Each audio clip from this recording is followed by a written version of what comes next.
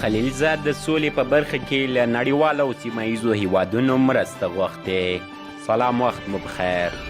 د افغانستان د سولې لپاره د امریکا د بهرنیو چارو وزارت ځانګړي استازي زلمي خلیلزاد وایي نړیوال قدرتونه او د سیمې هیوادونه باید د افغانستان سولې پراخ ملاتړ وکړي. زلمي خلیلزاد په خپله تازه مرکه کې ویلي نړیوالو ته پکار ده چې په افغانستان کې د سولې له روانې پروسې سره پوره همکاري وکړي.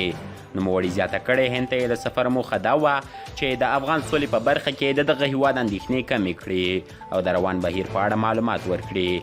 د خلیلزاد په خبره له افغان سولې سره د سیمه ییزو هیوادونو قدرتونو همکاري خورا مهمه ده او امریکا له ټولو اړخونو سره خبرې کوي څو د سولې له روان بهیر ملاتړ وکړي. هغه دغه راز ویلي د ټولو موخه دا ده چې د افغانستان یو ځل بیا د ترهګرو په ځاله بدل نشي او په خبره یې ټولو ته پکار ده چې دغه ګډ هدف ته د رسیدو لپاره هڅه وکړي.